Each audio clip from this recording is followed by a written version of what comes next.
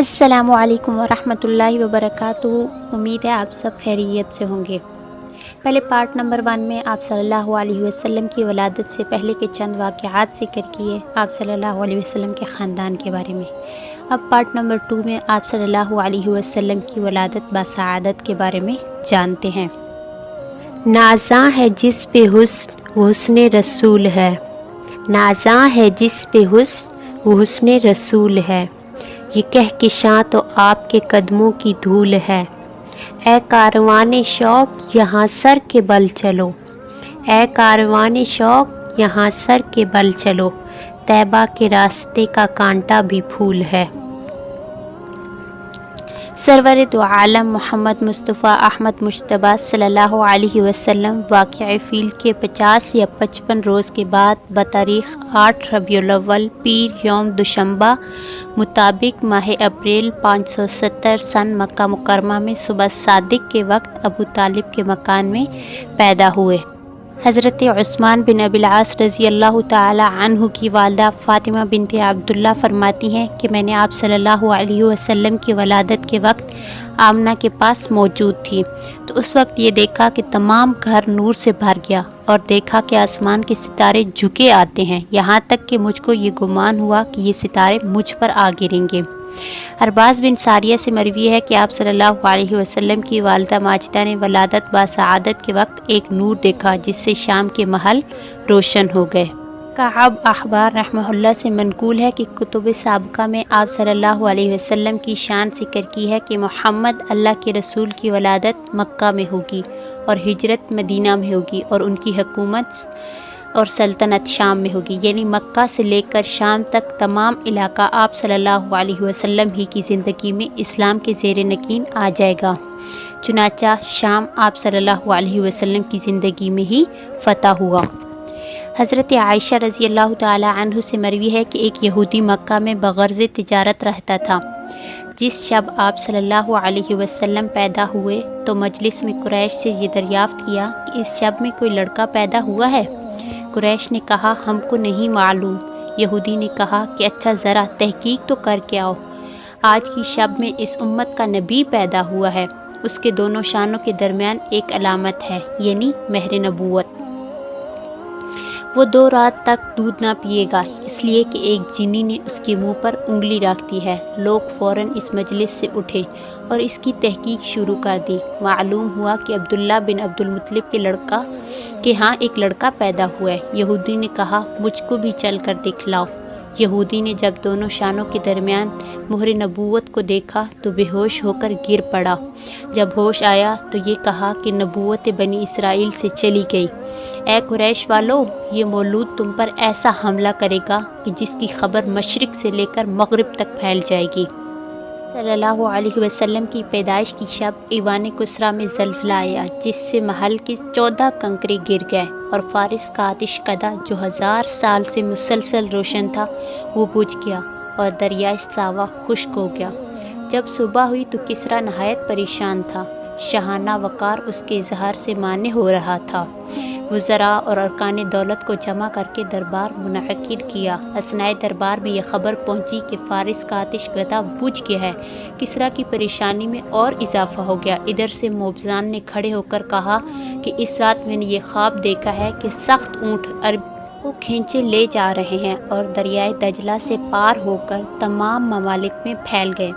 किसरा ने मोबज़ान से पूछा कि इस ख्वाब की क्या ताबीर है। मोबज़ान ने कहा कि शायद अरब की तरफ से कोई अज़ीमुश्शान हादसा पेश आएगा। किसरा ने तौसीक और इत्मीनान की गर्ज से नौमान बिन मंजर के नाम एक फरमान जारी किया, किसी बड़े आलिम को मेरे पास भेजो जो मेरे सवालात का जवाब दे सके। नौमान बिन मंजर ने एक जहांदीदा आलिम अब्दुल मसीह गस्सानी को रवाना किया। अब्दुल मसीह जब दरबार हुआ तो बादशाह ने कहा कि मैं जिस चीज़ को तुमसे पूछना चाहता हूँ क्या तुम उसका इल्म है। अब्दुल मसीह ने कहा कि आप बयान फरमाएं, अगर मुझको इल्म होगा तो मैं बतला दूँगा, वरना किसी जानने वाले की तरफ रहनुमाई करूँगा। बादशाह ने तमाम वाक़या बयान किया। अब्दुल मसीह ने कहा कि गालिबन इसकी तहकीक मेरे मामू सतीह से हो सकेगी जो आजकल शाम में रहते हैं। کسریٰ نے عبد المسیح کو حکم دیا کہ تم خود اپنے ماموں کے پاس جاؤ اور اس کی تحقیق کر کے آؤ۔ عبد المسیح اپنے ماموں ستیح کے پاس پہنچا تو ستیح اس وقت نزع کی حالت میں تھا مگر ہوش ابھی بھی باقی تھا۔ عبد المسیح نے جا کر سلام کیا اور چند اشعار پڑھے۔ ستیح نے جب عبد المسیح کو اشعار پڑھتے سنا تو عبد المسیح کی طرف متوجہ ہوا اور کہا کہ عبد المسیح، آپ تیز اونٹ پر سوار ہو کر ستیح کے پاس پہنچے جبکہ وہ تو مرنے کے قریب ہے۔ تجھ کو بنی ساسان کے بادشاہ نے محل کے زلزلہ، آتش کدہ کے بجھ جانے اور موبزان کے خواب کی وجہ سے بھیجا ہے کہ سخت اور قوی اونٹ عربی گھوڑوں کو کھینچے لیے جا رہے ہیں اور دجلہ سے پار ہو کر تمام بلاد میں پھیل گئے ہیں۔ اے عبد المسیح، خوب سن لے، جب کلام الہی کی تلاوت کثرت سے ہونے لگے، صاحب عصا ظاہر ہو، وادی سماوا رواں ہو جائے، دریائے ساوا خشک ہو جائے اور فارس کی آگ بجھ جائے تو ستیح کے لیے شام نہ رہے گا۔ بنی ساسان کے چند مرد اور چند عورتیں بقدر کنکروں کے بادشاہت کریں گے اور جو شے آنے والی ہے وہ گویا آ ہی گئی ہے۔ یہ کہتے ہی ستیح مر گیا۔ عبد المسیح واپس آیا اور کسریٰ سے یہ تمام ماجرا بیان کیا۔ کسریٰ نے سن کر یہ کہا کہ 14 سلطنتوں کے گزرنے کے لیے ایک زمانہ چاہیے، مگر زمانے کو کیا دیر لگتی ہے۔ 10 سلطنتیں تو 4 سال میں ہی گزر گئی اور باقی 4 سلطنتیں حضرت عثمان غنی رضی اللہ تعالی عنہ کی زمانہ خلافت تک ختم ہوئیں۔ حضرت عباس رضی اللہ تعالی عنہ فرماتے ہیں کہ آپ صلی اللہ علیہ وسلم مختون اور ناف بریدہ پیدا ہوئے۔ عبد المطلب کو یہ دیکھ کر بہت تعجب ہوا اور کہا کہ البتہ میرے اس بیٹی کی بڑی شان ہوگی، اور ہوئی بھی۔ اسحاق بن عبداللہ حضرت آمنہ سے راوی روایت کرتے ہیں کہ آپ صلی اللہ علیہ وسلم جب پیدا ہوئے تو نہایت نظیف تھے اور پاک صاف تھے، جسم اطہر پر کسی قسم کی گندگی اور الائش موجود نہ تھی۔ عقیقہ اور تسمیہ۔ ولادت کے 7ویں روز عبد المطلب نے آپ صلی اللہ علیہ وسلم کا عقیقہ کیا اور اس تقریب میں تمام قریش کو دعوت دی اور آپ صلی اللہ علیہ وسلم کا نام تجویز کیا۔ قریش نے کہا، ابو الحارث، آپ نے ایسا نام کیوں تجویز کیا جو کہ آپ کے آباء و اجداد اور آپ کی قوم میں سے اب تک کسی نے نہیں رکھا؟ عبد المطلب نے کہا، میں نے یہ نام اس لیے رکھا ہے کہ اللہ آسمان میں اور اللہ کی مخلوق زمین میں اس مولود کی حمد اور ثنا کرے۔ عبد المطلب نے آپ صلی اللہ علیہ وسلم کی ولادت سے پہلے ہی ایک خواب دیکھا تھا جو اس نام رکھنے کا سبب پیدا ہوا۔ وہ یہ کہ عبد المطلب کی پشت سے ایک زنجیر ظاہر ہوئی جس کی ایک جانب آسمان میں اور ایک جانب زمین میں اور ایک جانب مشرق میں اور ایک جانب مغرب میں ہے۔ کچھ دیر بعد وہ زنجیر درخت بن گئی جس کے ہر پتہ پر ایسا نور ہے کہ جو آفتاب کے نور سے 70 درجہ زائد ہے۔ مشرق اور مغرب کے لوگ اس کی شاخوں سے لپٹے ہوئے ہیں۔ قریش میں سے بھی کچھ لوگ اس کی شاخوں کو پکڑے ہوئے ہیں اور قریش میں سے کچھ لوگ اس کے کاٹنے کا ارادہ کرتے ہیں۔ یہ لوگ جب بھی اس ارادے سے اس درخت کے قریب آنا چاہتے ہیں تو ایک نہایت حسین و جمیل جوان ان کو ہٹا دیتا ہے۔ معبرین نے عبد المطلب کو اس خواب کی تعبیر یہ بتائی کہ تمہاری نسل سے ایک ایسا لڑکا پیدا ہوگا کہ جو مشرق سے لے کر مغرب تک کے لوگوں کے لیے اتباع کا سبب بنے گا اور آسمان اور زمین والے اس کی حمد و ثنا کریں گے۔ اس وجہ سے عبد المطلب نے آپ صلی اللہ علیہ وسلم کا نام محمد رکھا۔ عبد المطلب کو اس خواب سے محمد نام رکھنے کا خیال پیدا ہوا اور آپ صلی اللہ علیہ وسلم کی والدہ ماجدہ کو رویا صالحہ یعنی سچے خواب کے ذریعے یہ بتلایا گیا کہ تم ایک برگزیدہ خلائق اور سید الامم کی حاملہ ہو، اس کا نام محمد رکھنا۔ حضرت عبد المطلب کا تمام بیٹوں میں سے صرف آپ صلی اللہ علیہ وسلم کے والد ماجد کا ایسا نام تجویز کرنا کہ جو کہ اللہ کے نزدیک سب سے زیادہ محبوب ہو یعنی عبداللہ نام رکھنا، یہ القائے ربانی تھا۔ اسی طرح آپ صلی اللہ علیہ وسلم کا اسم مبارک محمد اور احمد رکھنا یہ بھی بلا شبہ الہام رحمانی تھا۔ آپ صلی اللہ علیہ وسلم کی سب سے مشہور کنیت ابو القاسم ہے، جو آپ صلی اللہ علیہ وسلم کے سب سے بڑے صاحبزادے قاسم کے نام پر ہے۔ دوسری کنیت ابو ابراہیم ہے۔ حضرت انس رضی اللہ تعالی عنہ سے مروی ہے کہ جب ماریہ قبطیہ کے بدن سے حضرت ابراہیم پیدا ہوئے تو جبرائیل علیہ السلام آپ کی خدمت میں حاضر ہوئے اور آپ صلی اللہ علیہ وسلم کو یہ فرمایا: السلام علیکہ یا ابا ابراہیم، سلام ہو آپ پر اے ابو ابراہیم۔ حضانت و رضاعت، ولادت باسعادت کے بعد 3-4 روز تک آپ صلی اللہ علیہ وسلم کی والدہ ماجدہ نے آپ صلی اللہ علیہ وسلم کو دودھ پلایا۔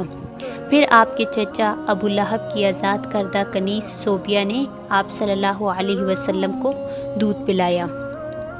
آپ صلی اللہ علیہ وسلم کے چچا ابو لہب کو جب صوبیہ نے آپ کی ولادت باسعادت کی خوشخبری سنائی تو ابو لہب نے اسی خوشی میں اسی وقت صوبیہ کو آزاد کر دیا، اور صوبیہ نے آپ صلی اللہ علیہ وسلم سے پہلے آپ کے سگے چچا حضرت حمزہ رضی اللہ تعالی عنہ کو بھی دودھ پلایا تھا۔ اس لیے حضرت حمزہ آپ صلی اللہ علیہ وسلم کے چچا بھی ہیں اور آپ صلی اللہ علیہ وسلم کے رضاعی بھائی بھی ہیں۔ اور آپ صلی اللہ علیہ وسلم کے بعد صوبیہ نے ابو سلمہ کو دودھ پلایا۔ حضرت ام المؤمنین ام حبیبہ رضی اللہ تعالی عنہا سے مروی ہے کہ میں نے ایک بار آپ صلی اللہ علیہ وسلم کی خدمت میں عرض کیا: میں نے سنا ہے کہ آپ ابو سلمہ کی بیٹی درہ سے نکاح کا ارادہ رکھتے ہیں۔ آپ نے بطور تعجب فرمایا کہ ام سلمہ کی بیٹی سے جو میری تربیت میں ہے، اگر درہ میری ربیبہ نہ ہوتی تب بھی میرے لیے حلال نہیں ہو سکتی، کیونکہ وہ میری رضاعی بھتیجی ہے، اس لیے کہ مجھ کو اور اس کے باپ ابو سلمہ کو صوبیہ نے دودھ پلایا ہے۔ ابن عباس رضی اللہ تعالی عنہ سے مروی ہے کہ آپ صلی اللہ علیہ وسلم سے عرض کیا گیا کہ اگر آپ حضرت حمزہ کی بیٹی سے نکاح فرما لیں تو کیسا ہے؟ آپ صلی اللہ علیہ وسلم نے فرمایا: وہ میری رضاعی بھتیجی ہے۔ آپ صلی اللہ علیہ وسلم صوبیہ کا بہت اکرام کرتے تھے۔ حضرت خدیجہ سے نکاح ہو جانے کے بعد صوبیہ آپ کی خدمت میں حاضر ہوا کرتی تھی۔ ہجرت مدینہ کے بعد بھی مدینہ منورہ سے آپ صوبیہ کے لیے کبھی کبھار ہدیہ بھیجتے۔ جب مکہ مکرمہ فتح ہوا تو آپ نے صوبیہ اور ان کے بیٹے مسروح کو دریافت کیا۔ معلوم ہوا کہ دونوں کا انتقال ہو چکا ہے۔ پھر فرمایا کہ اس کے اقارب میں سے کوئی زندہ ہے تاکہ اس کے ساتھ کچھ سلوک اور احسان فرمائے۔ معلوم ہوا کہ اس کے اقارب میں سے کوئی زندہ نہیں۔ مرنے کے بعد ابو لہب کو کسی نے خواب میں دیکھا کہ نہایت بری حالت میں ہے۔ پوچھا کہ کیا حال ہے؟ ابو لہب نے کہا: میں نے تمہارے بعد کوئی راحت نہیں دیکھی مگر صرف اتنی کہ صوبیہ کے آزاد کرنے کی وجہ سے تھوڑی سی ایک انگشت کی مقدار میں پانی پلا دیا جاتا ہے، یعنی جس انگلی کے اشارے سے میں نے صوبیہ کو آزاد کیا تھا اسی قدر مجھ کو پانی مل جاتا ہے۔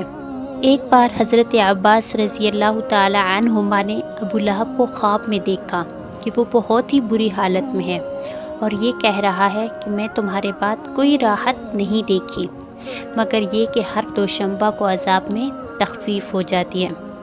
صوبیہ کے بعد حلیمہ سعدیہ نے آپ صلی اللہ علیہ وسلم کو دودھ پلایا۔ عرب میں یہ دستور تھا کہ شرفائے مکہ اپنے شیرخوار بچوں کو ابتدا ہی سے دیہات میں بھیج دیتے تھے تاکہ دیہات کی صاف و شفاف آب و ہوا میں ان کی نشو و نما ہو، زبان ان کی فصیح ہو اور عرب کا اصلی تمدن اور عربی خصوصیات ان سے علیحدہ نہ ہوں۔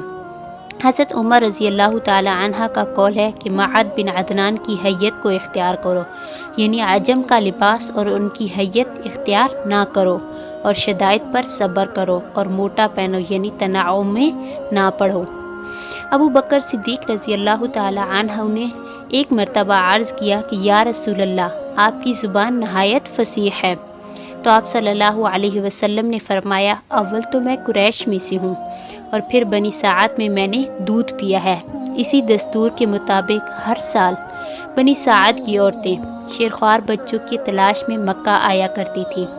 حلیمہ فرماتی ہیں کہ میں اور بنی سعد کی عورتیں شیرخوار بچوں کی تلاش میں مکہ آئے۔ میرے ساتھ میرے شوہر اور ایک میرا شیرخوار بچہ تھا۔ سواری کے لیے ایک لاغر اور دبلی گدھی اور ایک اونٹنی، جس کا حال یہ تھا کہ ایک قطرہ دودھ کا اس سے نہ نکلتا تھا۔ ہم بھوک کی وجہ سے رات بھر نہ سوتے۔ بچہ کا یہ حال تھا کہ تمام شب بھوک کی وجہ سے روتا اور بلبلاتا رہتا۔ میرے پستانوں میں اتنا دودھ نہ تھا کہ جس سے میرا بچہ سیر ہو سکے۔ کوئی عورت ایسی نہ رہی جس پر آپ پیش نہ کیے گئے ہوں، مگر یہ معلوم ہوتا کہ آپ یتیم ہیں تو فوراً انکار کر دیتی۔ جس کے باپ ہی نہیں، اس سے حق الخدمت ملنے کی کیا توقع کی جائے؟ مگر یہ کسی کو بھی معلوم نہ تھا کہ یہ بچہ یتیم نہیں ہے بلکہ درِ یتیم ہے، اور یہی وہ مبارک مولود ہے جس کے ہاتھوں میں کیسر و کسریٰ کے خزائن کی کنجیاں رکھی جانے والی ہیں۔ دنیا میں اگرچہ اس کا کوئی والی اور مربی اور حق الخدمت دینے والا نہیں، مگر وہ رب العالمین جس کے ہاتھ میں تمام زمین اور آسمان کے بے شمار خزائن ہیں، وہ اس یتیم کا والی اور متولی ہے، اور اس کی پرورش اور تربیت کرنے والے کے وہم و گمان سے زیادہ حق الخدمت دینے والا ہے۔ سب عورتوں نے شیرخوار بچے لے لیے، صرف حلیمہ خالی رہ گئی۔ جب روانگی کا وقت قریب آیا تو حلیمہ کو خالی ہاتھ جانا بہت مشکل گزرا۔ یکایک غیب سے حلیمہ کے دل میں اس یتیم کو لینے کی نہایت قوی داعیہ اور شدید تقاضا پیدا ہو گیا۔ حلیمہ نے اپنے شوہر سے جا کر کہا، خدا کی قسم میں ضرور اس یتیم کے بچے کے پاس جاؤں گی اور ضرور اس کو لے کر آؤں گی۔ شوہر نے کہا، اگر تو ایسا کرے تو کوئی بھی حرج نہیں ہے، امید ہے کہ حق تعالیٰ اس کو ہمارے لیے خیر و برکت کا سبب بنائے۔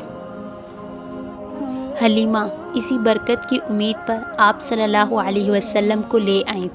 اللہ نے اسی امید کے مطابق ان پر برکتوں کا دروازہ کھول دیا۔ بنی سعد کی اور عورتوں نے مخلوق سے طمع باندھی اور حلیمہ نے خالق سے امید باندھی۔ حلیمہ کہتی ہیں کہ اس مولود کا گود میں لینا تھا کہ پستان جو بالکل خشک تھے وہ دودھ سے بھر آئے۔ اتنا دودھ ہوا کہ آپ صلی اللہ علیہ وسلم بھی سیراب ہو گئے اور آپ کا رضاعی بھائی بھی سیراب ہو گیا۔ اونٹنی کا دودھ دوہنے کے لیے اٹھے تو دیکھتے ہیں کہ تھن دودھ سے بھرے ہوئے ہیں۔ میں نے اور میرے شوہر نے خوب سیر ہو کر دودھ پیا۔ رات نہایت آرام سے گزری۔ صبح ہوئی تو شوہر نے حلیمہ سے کہا، اے حلیمہ، خوب سمجھ لے کہ خدا کی قسم تو نے بہت ہی مبارک بچہ لیا ہے۔ اس پر حلیمہ نے کہا، خدا کی قسم میں یقین سے کہتی ہوں کہ البتہ میں اللہ سے یہی امید رکھتی ہوں۔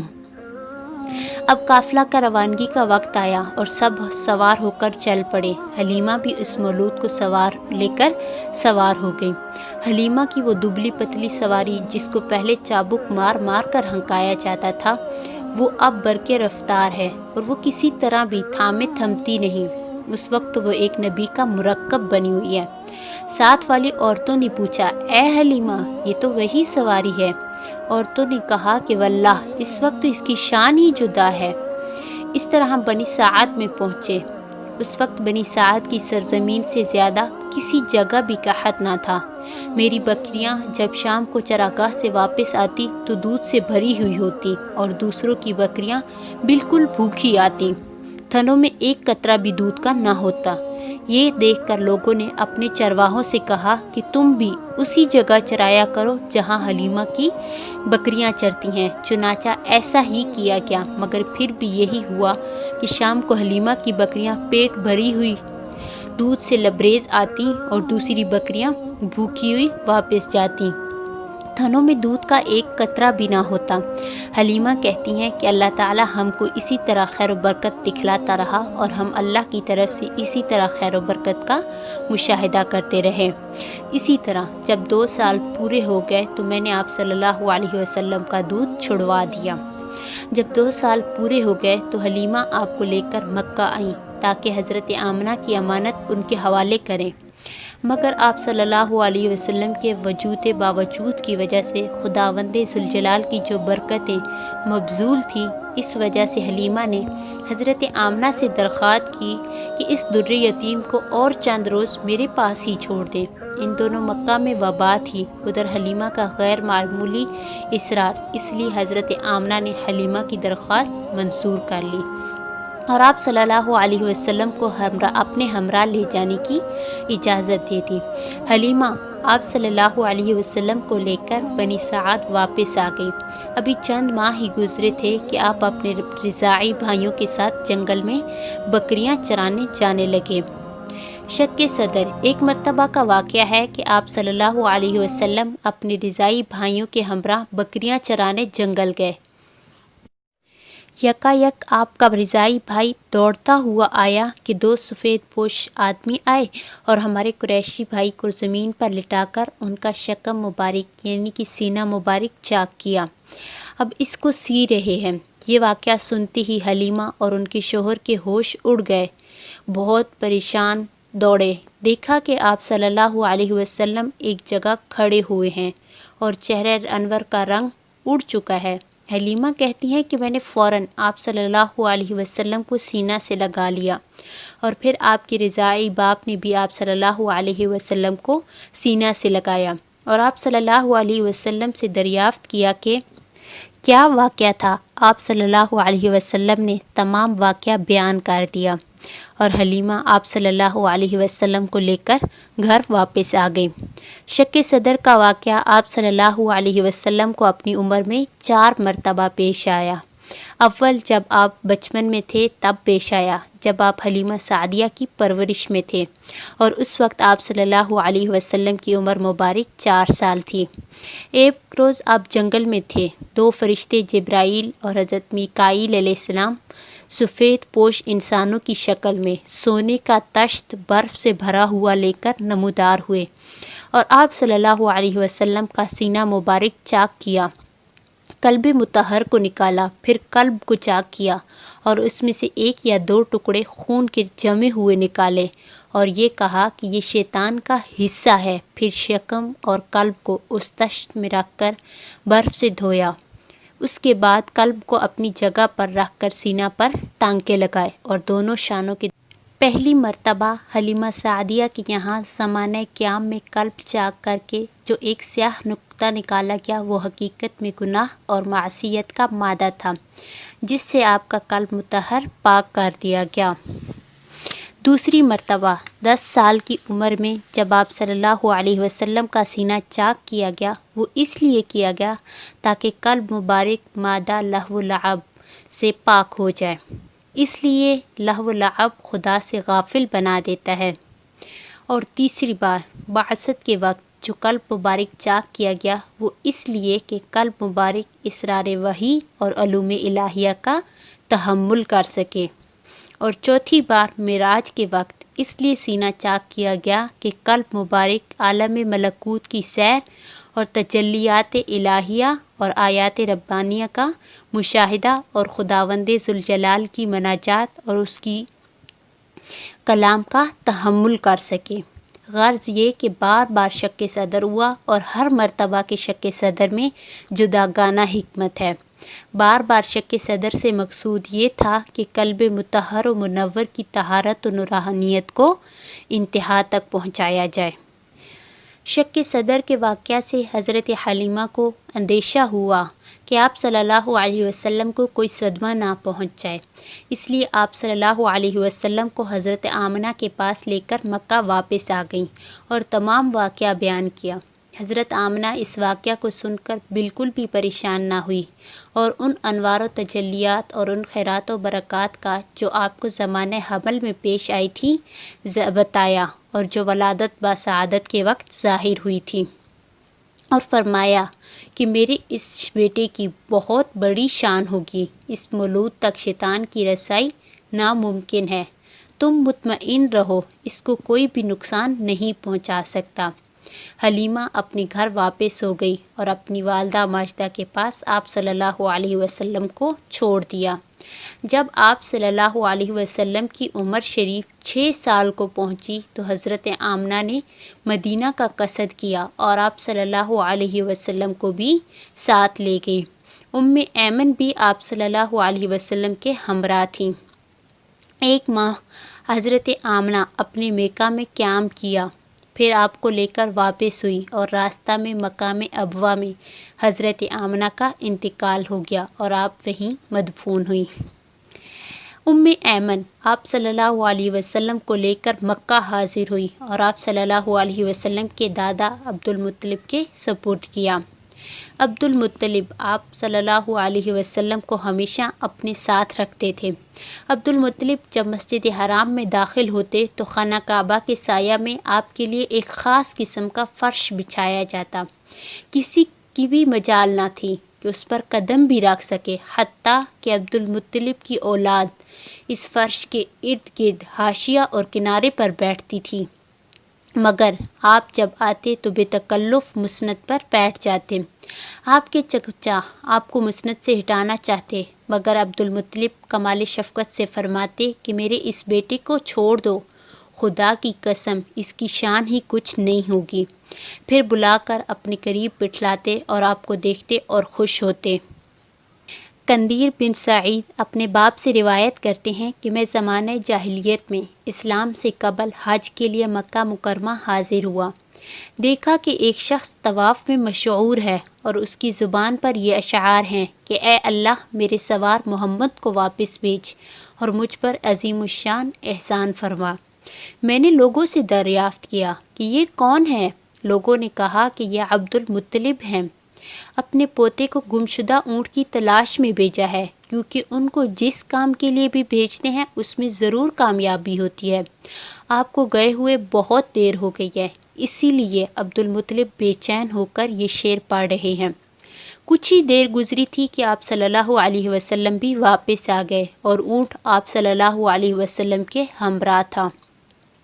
یہ دیکھتے ہی عبد المطلب نے آپ صلی اللہ علیہ وسلم کو گلے لگا لیا اور یہ کہا کہ بیٹا میں تمہاری وجہ سے بے حد پریشان تھا، اب کبھی بھی تم کو اپنے سے جدا نہ ہونے دوں گا۔ 2 سال تک آپ اپنے دادا عبد المطلب کی تربیت میں رہے۔ جب آپ کی عمر شریف 8 سال کو پہنچی تو عبد المطلب بھی اس دنیا سے رخصت ہو گئے۔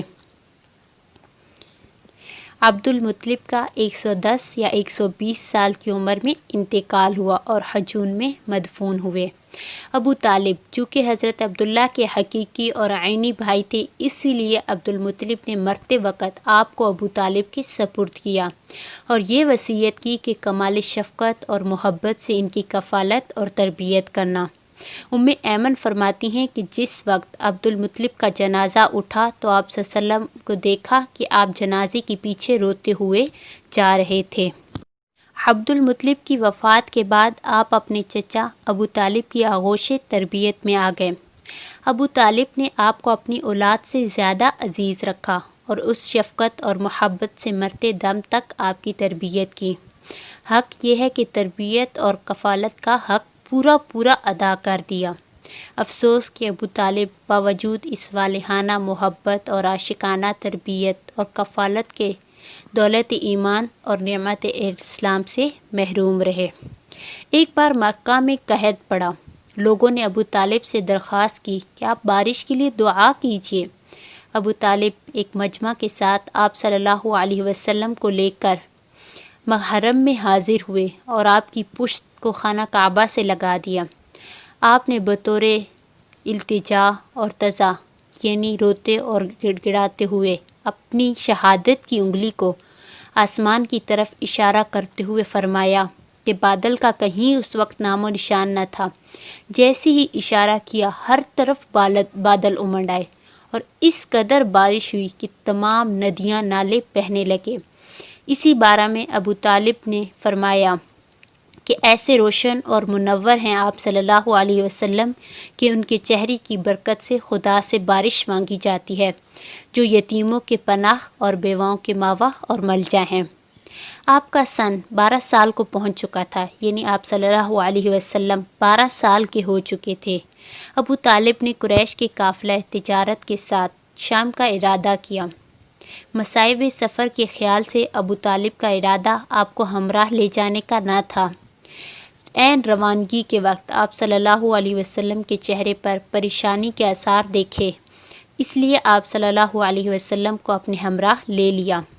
جب شہر بصرہ کے قریب پہنچے تو وہاں ایک نصرانی راہب رہتا تھا جس کا نام جرجیس تھا اور بحیرہ راہب کے نام سے مشہور تھا۔ نبی آخر الزمان کی جو بھی علامتیں آسمانی کتابوں میں مذکور تھیں ان سے وہ بخوبی واقف اور باخبر تھا۔ چنانچہ اہل مکہ کا یہ قافلہ جب بحیرہ راہب کے صومعہ کے پاس جا کر اترا تو اس نے آپ صلی اللہ علیہ وسلم کی صورت دیکھتے ہی پہچان لیا کہ یہ وہی نبی ہیں جن کی کتب سابقہ میں خبر دی گئی ہے، اور آپ صلی اللہ علیہ وسلم کا ہاتھ پکڑ لیا اور یہ کہا کہ یہی ہے سردار دو جہانوں کا، یہی ہے رسول پروردگار عالم کا، جس کو اللہ نے جہانوں کے لیے رحمت بنا کر بھیجا ہے۔ سرداران قریش نے اس راہب سے کہا کہ آپ کو یہ کیسے معلوم ہوا؟ راہب نے کہا جس وقت آپ سب گھاٹی سے نکلے تو کوئی شجر اور حجر ایسا باقی نہ رہا جس نے سجدہ نہ کیا ہو۔ درخت اور پتھر نبی ہی کے لیے سجدہ کر سکتے ہیں، اور اس کے علاوہ میں آپ کو مہر نبوت سے بھی پہچانتا ہوں جو سیب کے مشابہ آپ صلی اللہ علیہ وسلم کے شانہ یعنی کندھے کے نیچے واقع ہے۔ راہب یہ کہہ کر واپس ہو گیا اور فقط آپ کی وجہ سے تمام قافلہ کے لیے کھانا تیار کرایا۔ کھانا کے لیے سب حاضر ہوئے، ان میں آپ صلی اللہ علیہ وسلم موجود نہ تھے۔ راہب نے دریافت کیا کہ آپ صلی اللہ علیہ وسلم کہاں ہیں؟ معلوم ہوا کہ وہ اونٹ چرانے گئے ہوئے ہیں۔ آدمی کو بھیج کر آپ کو بلایا۔ جس وقت آپ صلی اللہ علیہ وسلم تشریف لائے تو ایک ابر یعنی بادل کا ٹکڑا آپ پر سایہ کیے ہوئے تھا۔ جب آپ اپنی قبر کے قریب پہنچے تو دیکھا کہ لوگ آپ سے پہلے ہی درخت کے سایہ میں جگہ لے چکے ہیں اور آپ کے لیے کوئی بھی جگہ سایہ کی باقی نہ رہی۔ آپ ایک جانب کو بیٹھ گئے، بیٹھتے ہی درخت کا سایہ آپ کی طرف جھک گیا۔ راہب نے کہا درخت کے سایہ کو دیکھو کہ کس طرح آپ کی طرف مائل ہے، اور کھڑے ہو کر لوگوں کو قسمیں دینے لگا اور یہ کہا کہ آپ لوگ ان کو روم کی طرف نہ لے جائیں۔ رومیوں نے اگر آپ کو دیکھ لیا تو آپ کی صفات اور علامات کی وجہ سے آپ کو پہچان لیں گے اور آپ کو قتل کر ڈالیں گے۔ اسی اثناء کلام میں اچانک جو راہب کی نظر پڑی تو دیکھا کہ روم کے 7 آدمی کسی کی تلاش میں اسی طرف آ رہے ہیں۔ راہب نے پوچھا تم کس لیے نکلے ہو؟ رومیوں نے کہا کہ ہم ایک نبی کی تلاش میں نکلے ہیں جس کی تورات اور انجیل میں بشارت مذکور ہے۔ وہ اس مہینہ میں سفر کے لیے نکلنے والا ہے، ہر طرف ہم نے اپنے آدمی بھیجے ہیں۔ راہب نے کہا اچھا یہ تو بتاؤ جس شے کا خداوند نے ارادہ فرما لیا ہو کیا کوئی اور اس کو روک سکتا ہے؟ رومیوں نے کہا نہیں۔ اس کے بعد رومیوں نے بحیرہ راہب سے عہد کیا کہ ہم اب اس نبی کے در پہ نہ ہوں گے، اور یہ 7 رومی وہیں بحیرہ راہب کے پاس رہ پڑے، کیونکہ جس مقصد کے لیے وہ نکلے تھے وہ خیال ہی بدل گیا، اس لیے اب واپسی کو خلاف مصلحت سمجھ کر بحیرہ راہب کے پاس ٹھہر گئے۔ راہب نے پھر قریش کے قافلہ کو قسم دے کر یہ دریافت کیا کہ تم میں اس کا ولی کون ہے؟ لوگوں نے ابو طالب کی طرف اشارہ کیا۔ راہب نے ابو طالب سے کہا کہ آپ ان کو ضرور واپس بھیج دیں۔ ابو طالب نے آپ صلی اللہ علیہ وسلم کو حضرت ابو بکر اور حضرت بلال کے ہمراہ مکہ واپس بھیج دیا۔ راہب نے ناشتہ کے لیے روٹی اور زیتون کا تیل آپ کو ساتھ دیا۔ حرب الفجار۔ عرب میں عرصہ سے لڑائیوں کا سلسلہ جاری تھا۔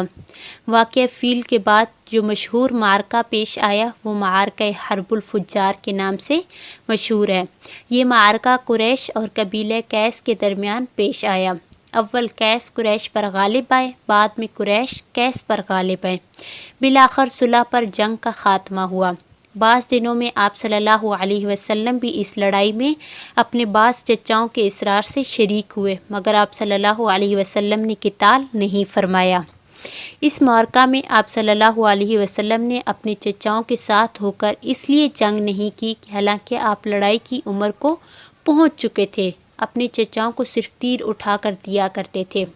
جنگ اس لیے نہیں کی کہ یہ جنگ حرب فجار تھی، یعنی ان مہینوں میں پیش آئی تھی جن میں جنگ کرنا فسق اور فجور یعنی ناجائز اور حرام تھا۔ اسی وجہ سے اس لڑائی کو حرب فجار کہتے ہیں۔ اس کے علاوہ سب کے سب کافر تھے، اور مومن کو قتل و قتال اور جنگ و جدال کا حکم صرف اس لیے دیا گیا ہے کہ اللہ کا کلمہ بلند ہو اور اسی کا بول بالا ہو۔ جب یہ جنگ ہوئی حرب الفجار، اس وقت آپ صلی اللہ علیہ وسلم کی عمر 14 یا 15 سال کی تھی۔ شغل تجارت اور امین کا خطاب۔ آپ صلی اللہ علیہ وسلم اس شان سے جوان ہوئے کہ آپ اپنی قوم میں سب سے زیادہ بامروت، خلیق، ہمسایوں کے خبرگیر، حلیم، بردبار، سچے، امانت دار اور سب سے زیادہ خصومت، فحش اور ہر بری بات سے زیادہ دور تھے۔ اسی وجہ سے آپ کی قوم نے آپ کا نام امین رکھا۔ عبداللہ بن ابی الحمصہ رضی اللہ تعالی عنہ سے مروی ہے کہ میں نے بعثت سے پہلے ایک بار آپ صلی اللہ علیہ وسلم سے ایک معاملہ کیا۔ میرے ذمہ کچھ دینا باقی تھا۔ میں نے آپ صلی اللہ علیہ وسلم سے عرض کیا کہ میں ابھی لے کر آتا ہوں۔ اتفاق سے گھر جانے کے بعد میں اپنا وعدہ بھول گیا۔ 3 روز کے بعد یاد آیا کہ میں آپ سے واپسی کا وعدہ کر کے آیا تھا۔ یاد آتے ہی فوراً وعدہ گاہ پر پہنچا تو آپ صلی اللہ علیہ وسلم کو اسی مقام پر منتظر پایا۔ آپ نے صرف اتنا فرمایا کہ تم نے مجھ کو زحمت دی، میں 3 روز سے اسی جگہ تمہارا انتظار کر رہا ہوں۔ عبداللہ بن صائب رضی اللہ تعالیٰ عنہ فرماتے ہیں کہ زمانہ جاہلیت میں میں رسول صلی اللہ علیہ وسلم کا شریک تجارت تھا۔ جب مدینہ منورہ حاضر ہوا تو آپ نے فرمایا کہ مجھ کو پہچانتے بھی ہو؟ میں نے عرض کیا کیوں نہیں، آپ تو میرے شریک تجارت تھے اور کیا ہی اچھے شریک تھے، نہ کسی بات کو ٹالتے تھے اور نہ کسی بات پر جھگڑا کرتے تھے۔ بکریاں چرانا۔ جس طرح آپ صلی اللہ علیہ وسلم نے حضرت حلیمہ کے یہاں بچپن میں اپنے رضاعی بھائیوں کے ساتھ بکریاں چرائی، اسی طرح جوان ہونے کے بعد بھی بکریاں چرائیں۔ جابر بن عبداللہ سے مروی ہے کہ مقام الزہران میں آپ صلی اللہ علیہ وسلم کے ساتھ تھے، وہاں پیلو کے پھل چننے لگے۔ آپ نے فرمایا کہ سیاہ دیکھ کر چنو، وہ زیادہ خوش ذائقہ اور لذیذ ہوتی ہیں۔ ہم نے عرض کیا یا رسول اللہ، کیا آپ بکریاں چرایا کرتے تھے کہ جس سے آپ کو یہ معلوم ہوا؟ تو آپ صلی اللہ علیہ وسلم نے فرمایا ہاں، کوئی ایسا نبی نہیں ہوا جس نے بکریاں نہ چرائی ہوں۔ ابو ہریرہ رضی اللہ تعالی عنہ سے مروی ہے کہ آپ صلی اللہ علیہ وسلم نے فرمایا کہ کوئی ایسا نبی نہیں ہوا کہ جس نے بکریاں نہ چرائی ہوں۔ صحابہ نے عرض کیا آپ نے بھی؟ تو آپ صلی اللہ علیہ وسلم نے فرمایا کہ ہاں، میں بھی اہل مکہ کی بکریاں چند کی رات پر چرایا کرتا تھا۔ ہر نبی نے بکریاں چرائی، اس لیے کہ اونٹ اور گائے کا چرانا اتنا دشوار نہیں ہوتا جتنا کہ بکریوں کا چرانا دشوار ہوتا ہے۔ بکریاں اس چرگاہ میں جاتی ہیں، کبھی دوسری چرگاہ میں، اس لحظہ میں اگر اس جانب ہیں تو دوسرے لحظہ میں دوسری جانب دوڑتی نظر آتی ہیں۔ کلا کی کچھ بکریاں اس طرف دوڑتی ہیں تو کچھ دوسری طرف دوڑتی ہیں، اور راعی ہر طرف دیکھتا ہے، اور اس بات کا بھی اسے خیال رکھنا پڑتا ہے کہ کوئی بھیڑیا یا درندہ انہیں کھا نہ جائے، اور وہ چاہتا ہے کہ سب بھیڑیں اور بکریاں یکجا مجتمع رہیں، یعنی کہ جمع رہیں، کوئی بھی بکری گلہ سے علیحدہ نہ رہ جائے اور بھیڑیا اس کو پکڑ کر نہ لے جائے۔ صبح سے شام تک راعی اسی فکر میں ان کے پیچھے پیچھے پریشان گھومتا رہتا ہے۔ یہی حال حضرات انبیاء علیہ السلام کا ہے امت کے ساتھ، کہ ان کی صلاح و فلاح کی فکر میں دن رات پریشان رہتے ہیں۔ امت کے افراد تو بھیڑوں اور بکریوں کی طرح ادھر ادھر بھاگتے پھرتے ہیں، اور انبیاء کرام علیہ السلام اپنی کمال شفقت و رافت سے ان کو للکار کر اپنی طرف بلاتے ہیں، اور امت کی اس بے اعتنائی سے ان حضرات کو جو تکلیف اور مشقت پہنچتی ہے اس پر صبر اور تحمل فرماتے ہیں۔ پھر کسی وقت دعوت اور تبلیغ اور ارشاد و تعلیم سے اکتاتے اور گھبراتے نہیں ہیں۔ جس طرح بھیڑیں بھیڑیوں اور درندوں کے خونخوار حملوں سے بے خبر ہوتی ہیں، اسی طرح امت نفس اور شیطان کے مہلکانہ حملوں سے بے خبر ہوتی ہے، اور حضرات انبیاء کرام ہر وقت اس طاق میں رہتے ہیں کہ کہیں نفس اور شیطان ان کو اچک نہ لے جائے۔ حضرت خدیجہ رضی اللہ تعالی عنہما عرب کے شریف خاندان کی بڑی مالدار عورت تھیں۔ ان کی شرافت نسبی اور عفت و پاک دامنی کی وجہ سے جاہلیت اور اسلام میں لوگ ان کو طاہرہ کے نغم سے پکارتے ہیں۔ قریش جب اپنا قافلہ تجارت کے لیے روانہ کرتے تو حضرت ختیجہ بھی اپنا مال کسی کو بطور مزاربت دے کر روانہ کرتی۔ ایک حضرت ختیجہ کا سامان قریش کے کل سامان کے برابر ہوتا تھا۔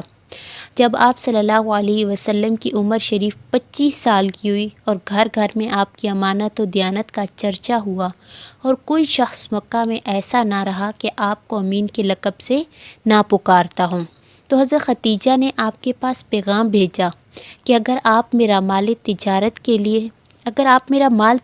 کے لیے شام لے کر جائیں تو آپ کو بنسبت دوسرے مردوں کے زیادہ معاوضہ دوں گی۔ آپ نے اپنے چچا ابو طالب کی مالی مشکلات کی وجہ سے اس پیغام کو قبول فرما لیا اور حضرت ختیجہ کے غلام میسرہ کے ساتھ شام کی طرف روانہ ہوئے۔ جب بصرہ پہنچے تو ایک سایہ دار درخت کے نیچے بیٹھے۔ وہاں ایک راہب رہتا تھا جس کا نام نستورہ تھا۔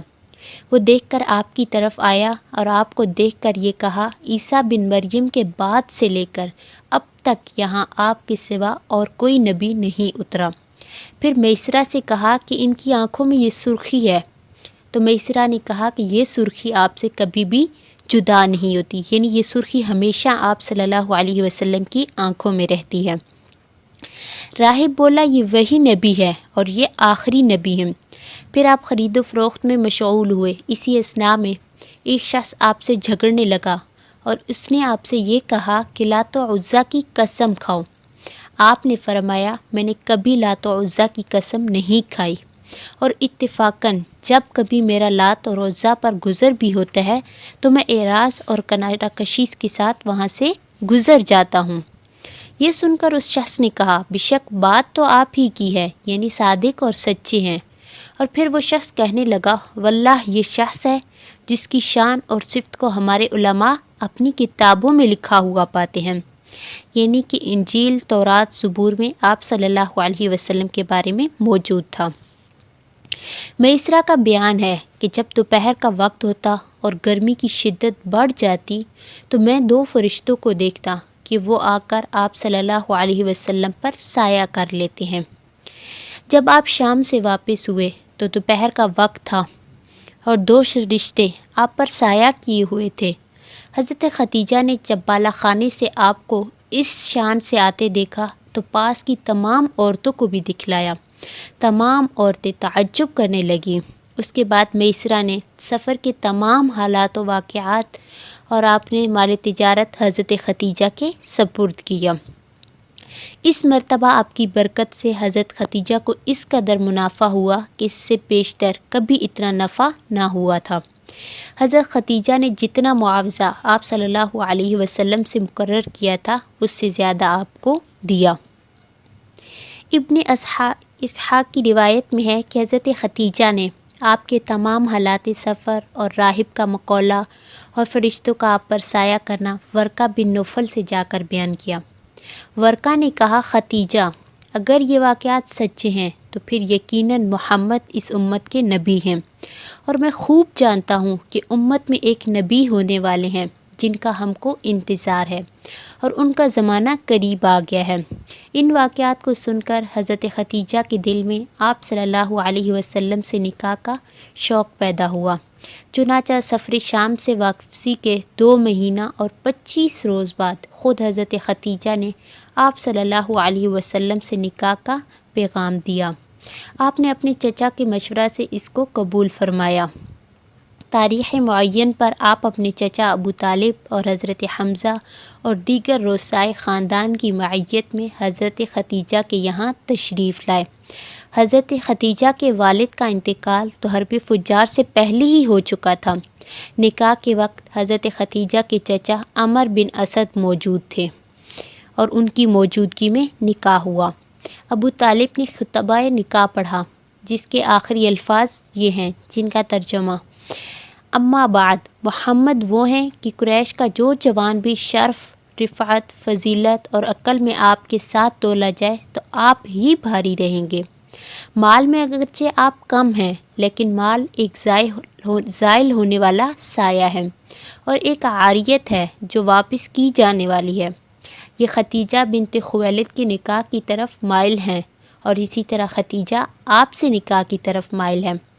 نکاح کے وقت آپ صلی اللہ علیہ وسلم کی عمر شریف 25 سال اور حضرت ختیجہ کی عمر شریف 40 سال کی تھی۔ 20 اونٹ مہر مقرر ہوا۔ آپ صلی اللہ علیہ وسلم کا یہ پہلا نکاح تھا اور حضرت ختیجہ رضی اللہ تعالی عنہما کا تیسرا نکاح تھا۔ تعمیر کعبہ اور آپ صلی اللہ علیہ وسلم کی تحکیم۔ ابتدائے عالم سے اس وقت تک خانہ کعبہ کی تعمیر 5 مرتبہ ہوئی۔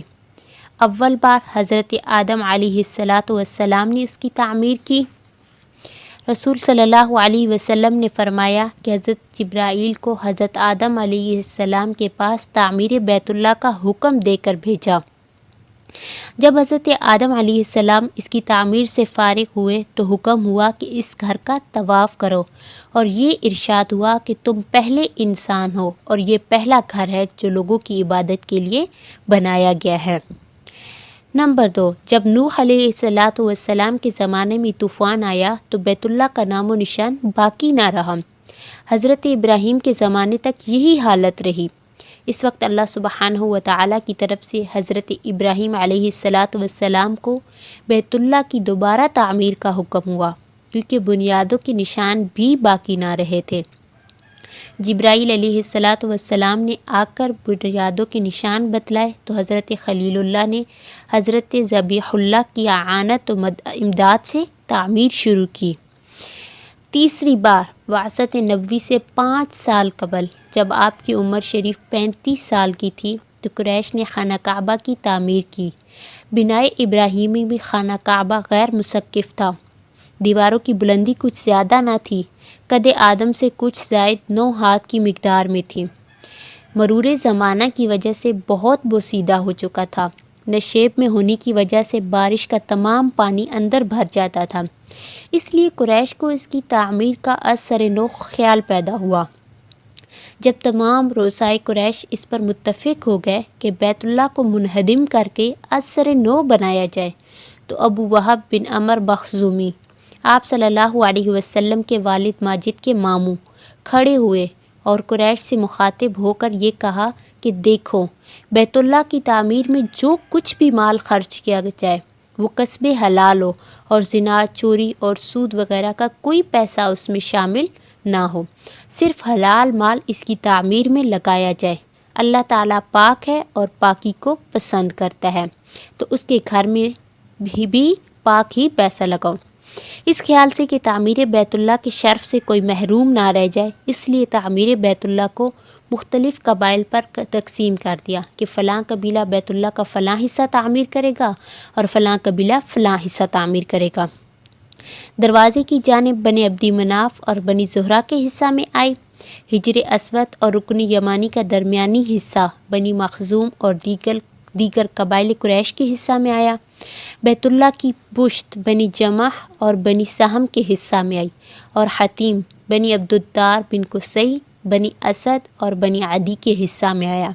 اسی طرح اصنام قریش کو یہ خبر لگی کہ ایک تجارتی جہاز جدہ کی بندرگاہ سے ٹکرا کر ٹوٹ گیا ہے۔ ولید بن مغیرہ سنتی ہی جدہ پہنچا اور اس کے تختے خانہ کعبہ کی چھت کے لیے حاصل کر لیے۔ اس جہاز میں ایک رومی معمار بھی تھا جس کا نام باقوم تھا۔ ولید نے تعمیر بیت اللہ کے لیے اس کو بھی ساتھ لے لیا۔ ان مراحل کے بعد جب قدیم عمارت کے منہدم کرنے کا وقت آیا تو کسی کی بھی ہمت نہ ہوتی تھی کہ وہ بیت اللہ کو ڈھانے کے لیے کھڑا ہو۔ بالآخر ولید بن مغیرہ پھاوڑا لے کر کھڑا ہوا اور یہ کہا کہ اللہم لا نرید الا الخیر، اے اللہ ہم صرف خیر اور بھلائی کی نیت رکھتے ہیں، معاذ اللہ ہماری نیت بری نہیں، اور یہ کہہ کر حجر اسود اور رکن یمانی کی طرف سے ڈھانا شروع کیا۔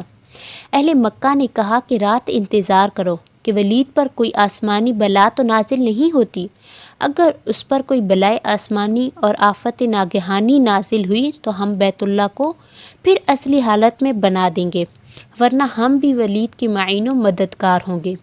صبح ہوئی کہ ولید صحیح و سلامت پھر پاوڑا لے کر حرم محترم میں آ پہنچا۔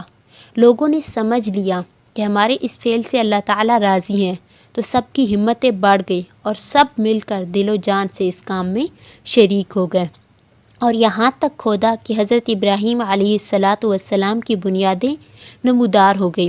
ایک قریشی نے جب بنیاد ابراہیم پر پھاوڑا چلایا تو دفعتاً تمام مکہ میں ایک سخت دھماکہ ظاہر ہوا، جس کی وجہ سے آگے کھودنے سے رک گئے اور انہی بنیادوں پر خانہ کعبہ کو تعمیر کیا۔ تقسیم سابق کے مطابق ہر قبیلہ نے علیحدہ علیحدہ پتھر جمع کر کے تعمیر شروع کی۔ جب تعمیر مکمل ہو گئی اور حجر اسود کو اپنی جگہ رکھنے کا وقت آیا تو سخت اختلاف ہوا، تلواریں کھنچ گئی اور لوگ جنگ و جدال اور قتل و قتال پر آمادہ ہو گئے۔ جب 4-5 روز اسی طرح گزر گئے اور کوئی بھی بات طے نہ ہوئی تو ابو امیہ بن مغیرہ مخزومی نے، جو قریش میں سب سے زیادہ سن رسیدہ یعنی بہت کم زیادہ عمر کے تھے، یہ رائے دی کہ کل صبح کو جو بھی شخص سب سے پہلے مسجد حرام کے دروازے سے داخل ہو اسی کو اپنا حاکم بنا کر فیصلہ کرا لو۔ سب نے اس رائے کو پسند کیا۔ صبح ہوئی اور تمام لوگ حرم میں پہنچے۔ دیکھتے ہیں کہ سب سے پہلے آنے والے محمد رسول اللہ صلی اللہ علیہ وسلم ہیں۔ آپ کو دیکھتے ہی سب کی زبانوں سے بے ساختہ یہ الفاظ نکلے، ھذا محمد الامین، رضینا ھذا محمد الامین، یہ تو محمد امین ہے، ہم ان کے حکم ماننے پر راضی ہیں، یہ تو محمد امین ہیں۔ آپ نے ایک چادر منگوائی اور حجر اسود کو اس میں رکھ کر یہ فرمایا کہ ہر قبیلہ کا سردار چادر کو تھام لے تاکہ اس شرف سے کوئی قبیلہ محروم نہ رہے۔ اس فیصلہ کو سب نے پسند کیا اور سب نے مل کر چادر اٹھائی۔ جب سب کے سب اسی چادر کو اٹھائے اس جگہ پہنچے جہاں اس کو رکھنا تھا تو آپ نے بنفس نفیس خود آگے بڑھے اور اپنے دستے مبارک سے حجر اسود کو اپنی جگہ پر رکھ دیا۔ چوتھی بار عبداللہ بن زبیر نے اپنے زمانہ خلافت میں بیت اللہ کو شہید کر کے از سر نو تعمیر کیا۔ پانچویں بار حجاج بن یوسف نے بنایا کہ اولین اور آخرین میں جس کے ظلم و ستم کی کوئی نظیر نہیں ملتی۔ آج تک کے لیے اتنا ہی کافی، انشاءاللہ باقی نیکسٹ ویڈیو میں۔ اگر آپ کو میری ویڈیو پسند آئی ہے تو اسے لائک اور کمنٹ ضرور کیجیے گا اور میرے چینل کو سبسکرائب اور بیل آئیکن پریس کرنا نہ بھولیے۔ نیکسٹ ویڈیو تک کے لیے فی امان اللہ۔